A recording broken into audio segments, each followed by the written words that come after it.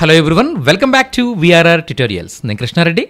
ఈ వీడియోలో మనం మన స్పోకెన్ హిందీ బుక్లో పేజ్ నెంబర్ 32లో ఉన్న ఇన్ఫర్మేషన్ చూడబోతున్నాం. సో ఈ పేజ్లో మనం నేర్చుకోబోతుంది ఏంటి అంటే ఒక వర్బ్ని తీసుకుని దాన్ని ఎదుటి వాళ్ళకి ఒక పనిగా చెప్పేటప్పుడు వాళ్ళ వయసుని స్థాయిని బేస్ చేసుకుని అది ఎలా మారుతుంది, ఆ వర్బ్స్ ఎలా మారుతాయి అనేది డిఫరెంట్ వర్బ్స్ తీసుకుని మనం చూడబోతున్నాం అనమాట. చాలా చాలా హెల్ప్ అవుతుంది. వీడియో చివరి వరకు చూడండి.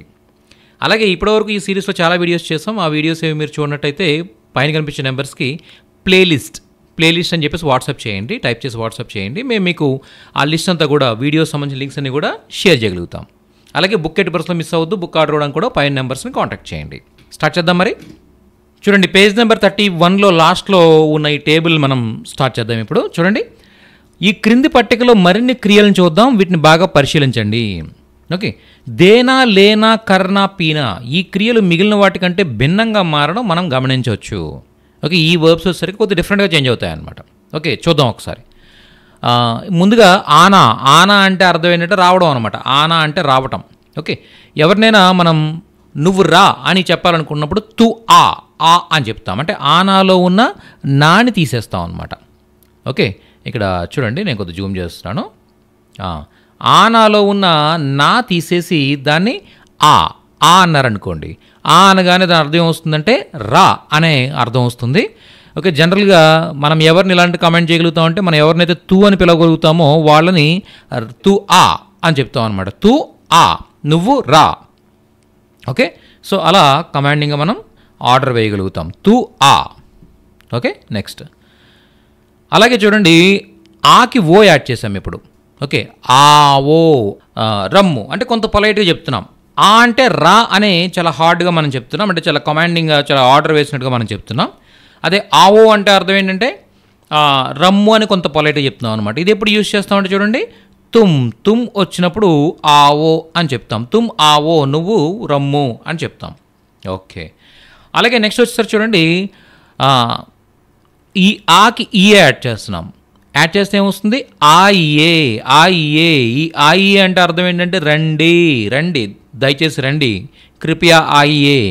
ఓకే, సో ఇలా చెప్తాం అనమాట. అంటే చూడండి, ఇక్కడ ఆప్ అని ఎవరినైతే మనం పిలవగలుగుతామో రెస్పెక్ట్గా, సో వాళ్ళకి మనం ఆప్ ఆయియే అని చెప్పొచ్చు అనమాట. ఆప్ ఆయియే అని చెప్పొచ్చు. ఓకే, అంటే తమరు రండి. అర్థమైందా మీకు? చాలా చాలా సింపుల్. ఓకే, చూసాం మనం. నెక్స్ట్ జానా ఏమవుతుంది? జానా అంటే వెళ్ళుట అని అర్థం. ఈ జానాలో నా తీసేసి మనం జా అంటే వెళ్ళు అని అర్థం వస్తుంది. ఓకే, అదే జాకి ఓ యాడ్ చేస్తాం. జా ఓ, వెళ్ళుము. అలాగే జా ప్లస్ ఇయే, జాయియే, వెళ్ళండి. జావో, జాయియే. క్లియరా? ఎస్.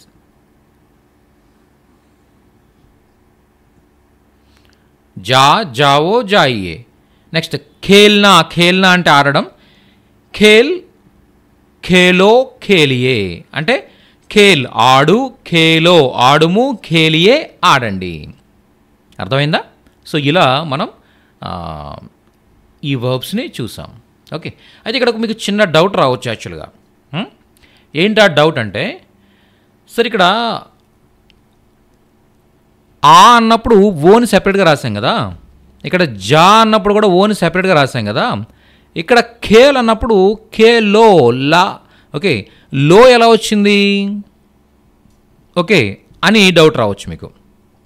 సో మీరు ఇప్పుడు అబ్జర్వ్ చేసినట్టయితే ఇప్పుడు ఖేల్నాలో చూసారా, చివరిలో ఖేల్ అని పొల్లు వచ్చిందా? ఓకే, ఖేల్ అని కట్ చేసి మాట్లాడుతున్నామా? ఇలా ఎప్పుడైనా కూడా ఏదైనా కాన్సనెంట్ అంటే హల్లు, అంటే కా నుంచి హా వరకు ఉన్న ఏవైతే హల్లులు ఉన్నాయో ఈ హల్లులు ఎటువంటి దీర్ఘాలు లేకుండా వచ్చినట్టయితే కనుక మనం దానికి ఓ యాడ్ చేస్తే ఖేల్ ప్లస్ ఓ ఖేల్లో అవుతుందన్నమాట. అర్థమైందా? చూడండి, ల్ ప్లస్ ఓ రెండు కలిపితే ఏమొస్తుంది? లో అవుతుందన్నమాట. ఖేల్ ప్లస్ ఓ ఖేలో, ఖేల్ ప్లస్ ఓ ఖేలో. ఓకే, ల్ ప్లస్ ఓ లో అవుతుందన్నమాట.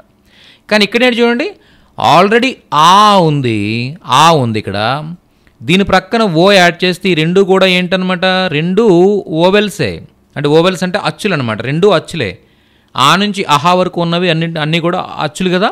ఈ అచ్చుల్లో రెండింటిని ప్రక్కన పెట్టినప్పుడు ఆ రెండు బ్లెండ్ అవ్వు అనమాట. అదే ఒక హల్లు ప్రక్కన ఒక అచ్చు పెడితే అది ఆటోమేటిక్గా అది బ్లెండ్ అయ్యి ఇంకొక సౌండ్ ఫామ్ చేస్తుంది. దాన్నే మనం గుణింతం అంటాం. లా ప్లస్ ఓ లో.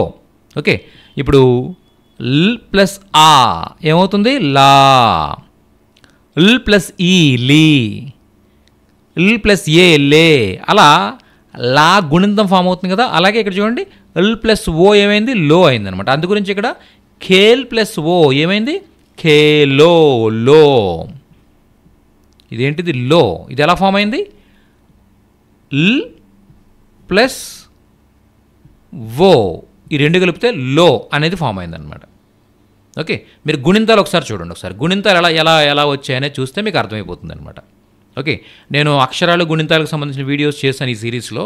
ఒకసారి మీ స్టార్టింగ్ ఫస్ట్ 3-4 వీడియోస్ చూస్తే మీకు ఈ ఫార్మేషన్ ఎందుకు ఎలా వస్తుంది అనేది మీకు అర్థమైపోతుంది అనమాట. ఓకేనా?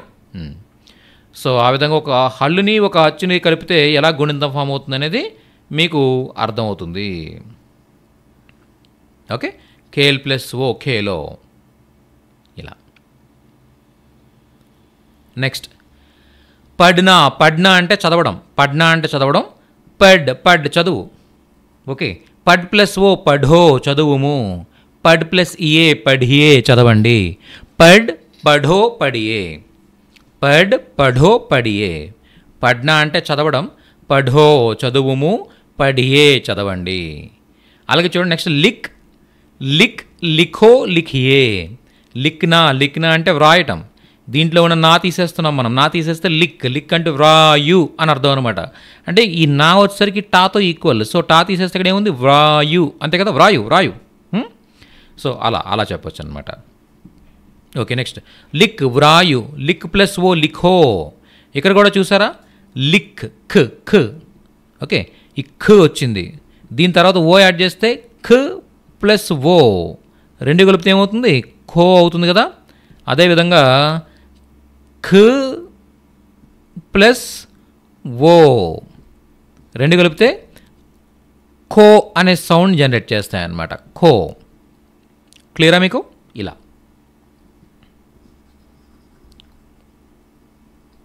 లిఖో. అలాగే లిఖియే అంటే వ్రాయండి. లిక్ ప్లస్ ఇయే లిఖియే అంటే ఇక్కడ చూసినట్టయితే మనకి ఖ ప్లస్ ఇయే, ఖ ప్లస్ ఈ ఏమైంది? రెండు కలిపితే ఏమైంది? ఖీ. ఖ ప్లస్ ఈ ఖీ అవుతుంది అనమాట. ఓకేనా? ఖ ప్లస్ ఈ రెండు కలిపితే ఖీ జనరేట్ అవుతుంది. అలా లిక్ ప్లస్ ఇయే లిఖియే అంటే వ్రాయండి అని అర్థం వస్తుంది. ఓకే, లిఖియే వ్రాయండి, పడియే చదవండి. అలాగే నెక్స్ట్ చూడండి, కర్ణ అంటే చేయడం. కర్ణ అంటే చేయడం. చెయ్యు. కరో చేయుము. కీజియే చెయ్యండి.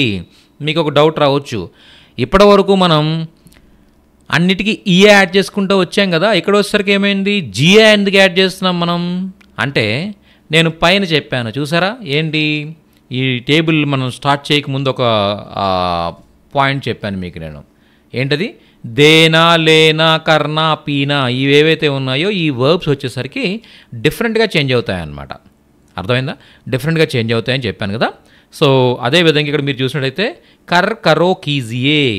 ఓకే, ఇక్కడ ఈఏ ఏమవుతుందంటే కరియే అవదన్నమాట. అంటే నార్మల్గా అయితే ఏమవ్వాలి? ఇది కరియే అవ్వాలి.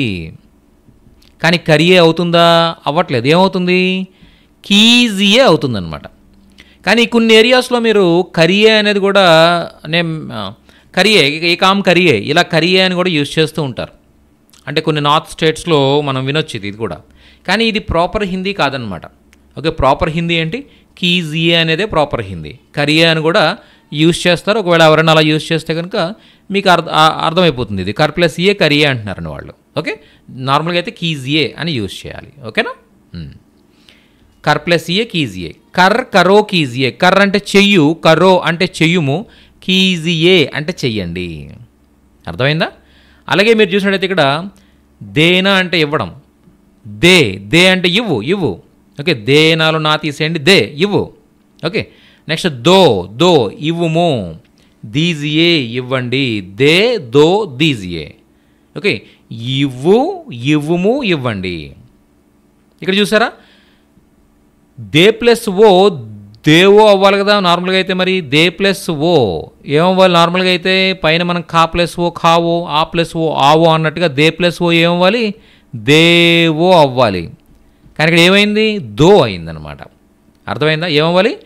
దో అవ్వాలి, దో అయింది. దేవో అవ్వాలి నార్మల్గా అయితే, కానీ దో అయింది. అందు గురించే ఇవి కొద్దిగా డిఫరెంట్గా చేంజ్ అవుతాయని చెప్పి వీటిని ఎలా గుర్తుపెట్టుకోవాలన్నమాట. దే ప్లస్ ఓ దో. కొంతమంది దీన్నే మనం బయట వింటూ ఉంటాం. ఏమంటూ ఉంటారంటే ఇవ్వు అని చెప్పడానికి దేదో అంటూ ఉంటారు. దేదో అంటే ఇవ్వు, దేదో అని కూడా చెప్తూ ఉంటారు. ఓకేనా? సో దేదో ఇలా మనం చెప్పవచ్చు. అలాగే చూడండి, దే ప్లస్ ఇఏ మామూలుగా అయితే ఏమవ్వాలి? దే ప్లస్ ఇఏ ఏమవ్వాలి? దే ఇఏ అవ్వాలి. కానీ ఇక్కడ ఏమైంది? ఇక్కడ ఏం జరిగింది? దీజియే అయ్యింది. అర్థమైందా? దీజియే అనేది కరెక్ట్ అనమాట. దే ఇఏ ఇది లేదు, యాక్చువల్గా ఈ ఫామ్ లేదు. సో ఇది ఎక్కడ కూడా మీరు మాట్లాడకండి. ఓకే, దీజియే దే ప్లస్ ఇఏ దీజియే, దే ప్లస్ ఓ దో, దే ప్లస్ ఇఏ దీజియే. అలాగే లేనా అంటే తీసుకోవడం, లే తీసుకో. ఓకే, లో తీసుకొనుము. దీన్నే బయట ఇలా కూడా మనం వినొచ్చు. ఏమంటాం? లేలో అని చెప్పేసి వింటూ ఉంటాం. లేలో తీసుకో, దేదో ఇవ్వు, లేలో తీసుకో, ఇలా చెప్తుంటారు కదా. సో ఇలా కూడా మనం వింటూ ఉంటాం అనమాట. లేలో దేదో ఇవ్వు, లేలో తీసుకో, దేదో ఇవ్వు, లేలో తీసుకో. అర్థమైందా? దీన్నే ఇవ్వండి అంటే దీజియే, తీసుకోండి అంటే లీజియే. లే ప్లస్ ఇఏ ఏమవుతుందంటే లీజియే అవుతుందన్నమాట. ఓకే, లే ప్లస్ ఇఏ లీజియే.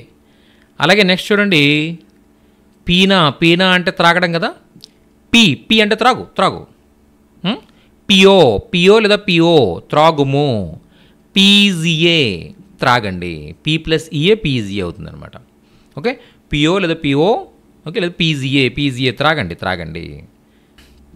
ఈ 4 వర్బ్స్ మాత్రం కొద్దిగా డిఫరెంట్గా చేంజ్ అవుతాయి అన్నమాట. ఇవేనా ఇంకేమైనా ఉన్నాయా ఇలాంటివంటే? ఇంకేమీ లేవు. ఈ 4 వర్బ్స్ మాత్రమే కొద్దిగా డిఫరెంట్గా చేంజ్ అవుతాయి అన్నమాట. అంటే కర్ ప్లస్ ఇఏ కరీ అవ్వకుండా కీజీ అవుతుంది. దే ప్లస్ ఇఏ దేఈ అవ్వకుండా దీజీ అవుతుంది. లే ప్లస్ ఇఏ లేఈ అవ్వకుండా లీజీ అవుతుంది. పీ ప్లస్ ఈజే పీఈ అవ్వకుండా పీజీ అవుతుంది. అర్థమైందా? వీటిని మాత్రం మనం కొద్దిగా కేర్ఫుల్గా ఈ 4ని గుర్తుపెట్టుకుంటే చాలు అనమాట. మిగిలినవన్నీ కూడా చాలా ఈజీగానే మనం చేయొచ్చు. ఓకే, సో మీరు ఏం చేస్తారంటే పేజ్ నెంబర్ 200లో ఉన్న వర్బ్స్ అన్నీ కూడా చక్కగా మీరు ప్రాక్టీస్ చేయండి. ఓకే, ఇలా చిన్నవాళ్ళకి ఎలా చెప్తాం, ఓ యాడ్ చేస్తే అలా చెప్తాం, ఈఏ యాడ్ చేస్తే ఎలా చేంజ్ అవుతుంది. అర్థమైందా మీకు? ఆదేశాలు జారీ చేసేటప్పుడు మరింత మర్యాద జోడించడానికి మరియు భవిష్యత్తులో కొంతకాలం తర్వాత చెయ్యండి అని అర్థం రావడం కోసం క్రియ యొక్క సామాన్య రూపాన్ని ఉంచాలి. అంటే క్రియ ధాతుకి నా అంటే ఏదైతే క్రియ యొక్క సామాన్య రూపం చూసారో ఆనా, జానా, ఖేల్నా ఇలా కూడా చెప్పడం మనం వింటూ ఉంటాం. ఎవరికైనా ఏదైనా పని చెప్పేటప్పుడు ఓకే జల్దీ ఆనా అంటూ ఉంటారు. అంటే తొందరగా రా జల్దీ ఆనా. ఓకే, జల్దీ ఖానా. ఓకే, తొందరగా తినాలి అనే అర్థంలో చెప్తూ ఉంటారు చూసారా. అలా కూడా మనం చెప్పొచ్చు అనమాట. ఓకే, అలా చెప్పేటప్పుడు చూడండి, తుమ్ లిఖ్నా నువ్వు రాయు. ఇది తుమ్ లిఖో అన్నట్టుగానే అర్థం వస్తుంది అనమాట. తుమ్ లిఖ్నా, తుమ్ బైట్నా, ఓకే, తుమ్ పడ్నా. ఓకే, తుమ్ బైట్నా నువ్వు కూర్చో. ఓకే, అలాగే తుమ్ పడ్నా నువ్వు చదువు అంటే తుమ్ పఢో అన్నట్టుగానే అర్థం వస్తుంది అనమాట దీనికి కూడా. ఓకేనా? నువ్వు చదువు అని ఎలాగైతే మనం చెప్తామో అదేవిధంగా దీనికి కూడా అర్థం వస్తూ ఉంటుంది. అలాగే మనకంటే పెద్దవాళ్ళకి మరింత మర్యాదగా రిక్వెస్ట్ చేయాలనుకోండి, ఏదైనా రిక్వెస్ట్ చేయాలనుకున్నప్పుడు మరింత మర్యాద జోడించాలనుకున్నప్పుడు ఈ ఈఏ అని చెప్పుకున్నాం కదా పైన మనం. ఓకే, ఏదైతే వర్బ్ ఉందో వర్బ్కి ఈఏ యాడ్ చేస్తామని చెప్పుకున్నాం కదా. కీజియే, దీజియే, లిఖియే, ఇక్కడ ఈఏ యాడ్ చేస్తున్నాం. పడియే, లిఖియే. ఎలా అయితే ఈఏ యాడ్ చేస్తున్నామో దీనికి అడిషనల్గా గా అనేది యాడ్ చేస్తుంటారన్నమాట. అంటే ఖాయియేగా, పడియే ప్లస్ గా పడియేగా, లికియే ప్లస్ గా లికియేగా, ఇంకా ఇంకొంత మర్యాద యాడ్ చేయడానికి ఇది ఉపయోగపడుతుంది అనమాట. ఓకే, ఇక్కడ ఎగ్జాంపుల్ ఇచ్చాను చూడండి ఒకసారి. క్రియాధాతువుకు ఈయతో పాటుగా గా యాడ్ చేయాలి. గా యాడ్ చేస్తే ఏమర్థం వస్తుంది చూడండి. ఆప్ లిఖియేగా, ఆప్ తమరు, లిఖియేగా వ్రాయండి. ఆప్ లిఖియేగా అంటే తమరు రాయండి. ఆప్ బైఠియేగా తమరు కూర్చోండి. ఓకే, ఆప్ పడియేగా తమరు చదవండి. ఇలా ఈయేగా ఏ ప్లస్ గా అడిషనల్గా యాడ్ చేస్తాం అనమాట. ఓకేనా, మీకు క్లియర్గా అర్థమైంది అనుకుంటాను. ఓకే, అంటే మనం తుమ్ అని చెప్పేటప్పుడు వాళ్ళకి ఇంకొద్దిగా మర్యాదగా మనం చెప్పాలనుకున్నప్పుడు, ఇంకొంత మర్యాద జోడించాలనుకున్నప్పుడు తుమ్ లిఖ్నా, తుమ్ బైట్నా, తుమ్ పడ్నా, తుమ్ ఖేల్నా, ఇలా తుమ్ ఆనా జానా, ఇలా తుమ్తో చెప్పేటప్పుడు ఇంకొద్దిగా మర్యాద యాడ్ చేయాలనుకున్నప్పుడు ఈ నాతో పాటు యూజ్ చేసి చెప్తాం అనమాట. ఓకే, లేదు మనకంటే పెద్దవాళ్ళకి ఇలా చేయండి అని చెప్పేసి చెప్పడానికి ఇంకా మర్యాద యాడ్ చేయడం కోసం లిఖియేగా, బైఠియేగా, ఓకే, పడియేగా, ఓకే, సోచియేగా, ఇలా మనం ఏగా యూజ్ చేసి చెప్తాం అనమాట. ఈయేగా యూజ్ చేస్తాం, అడిషనల్గా గా యాడ్ చేస్తూ ఉంటాం అనమాట. అర్థమైందా మీకు? సో ఈ విధంగా మనం తీసుకోవచ్చు. సో ఈ విధంగా మనం ఒక వర్బ్ని తీసుకుని ఎన్ని విధాలుగా మనం చెప్పొచ్చు అనేది నేర్చుకున్నాం. ఓకే, ఫర్ ఎగ్జాంపుల్ చూడండి, ఫర్ ఎగ్జాంపుల్ పడ్ అనేది చూద్దాం. ఓకే, పడ్, పఢనా, పడ్నా అంటే అర్థం ఏంటి? చదవడం కదా. సో దీన్నే ఎవరైనా ఒక మనకంటే చిన్నవాళ్ళకి మర్యాద లేకుండా చెప్పాలనుకుంటే ఏం చెప్తాం? నా తీసేసి పడ్ అని చెప్తాం కదా. అదే మనం కొంత పొలైట్గా చెప్పాలనుకున్నప్పుడు పడ్ ప్లస్ ఓ పఢో అని చెప్తాం. ఓకే, అదే ఇంకా మర్యాదగా చెప్పాలనుకున్నప్పుడు పడ్ ప్లస్ ఇయే పఢియే అని చెప్తాం. ఓకేనా, పడ్ ప్లస్ ఇయే పఢియే అని చెప్తాం. ఓకే, అయితే ఈ పడో కంటే కూడా కొంత పొలైట్గా మనం చెప్పాలనుకున్నప్పుడు పఢనా అని ఈ క్రియ యొక్క సామాన్య రూపాన్ని అలాగే ఉపయోగించేస్తాం అన్నమాట. ఓకేనా, అదే మీరు ఈ పడియే కంటే ఇంకొంత పొలైట్గా చెప్పాలనుకున్నప్పుడు పఢియే, పడియే అలాగే యూజ్ చేసి అడిషనల్గా దీనికి గా యాడ్ చేస్తాం, పడియేగా. అర్థమైందా? పడ్ ప్లస్ ఏగా పడియేగా యూజ్ చేస్తాం అనమాట. క్లియరా మీకు? అర్థమైందా? సో ఈ విధంగా పడ్నా, పడ్, పడో, పడియే, పడ్నా, పడియేగా. ఓకే, సో ఇలా ఎదుటి వాళ్ళకి వాళ్ళ వయసుని స్థాయిని బేస్ చేసుకుని ఇస్తున్న మర్యాద తగ్గిస్తూ పెంచుతూ ఈ విధంగా మనం చేయొచ్చు అనమాట. సో ఈ విధంగా మనం కొన్ని వర్బ్స్ తీసుకుని ఆ వర్బ్స్ ఎలా చేంజ్ అవుతాయి, ఎదుటి వాళ్ళకి పని చెప్పేటప్పుడు అది ఎలా చేంజ్ అవుతాయి అనేది మనం చూడడం జరిగింది. డిఫరెంట్ వేరియేషన్స్లో మనం చూడడం జరిగింది. సో ఈ విధంగా ఎదుటి వాళ్ళతో మర్యాదగా మీరు చక్కగా మాట్లాడవచ్చు అనమాట, లేదా ఆర్డర్స్ వేయచ్చు అనమాట. సో నెక్స్ట్ సెషన్లో వచ్చేసరికి ఏంటంటే ఏదైనా ఒక పని చెయ్యొద్దు అని చెప్పడం ఎలా అనేది నేర్చుకోబోతున్నాం. ఏదైనా ఒక పని చెయ్యొద్దు, నువ్వు ఇలా చేయొద్దు, మీరు ఇలా చేయొద్దండి, లేదా చేయకండి, ఇలా వద్దండి అని చెప్పడం ఎలా అనేది కూడా నేర్చుకోబోతున్నాం. ఓకే, నెక్స్ట్ సెషన్లో మరింత నేర్చుకుంటూ మళ్ళీ కలుద్దాం. Thank you so much.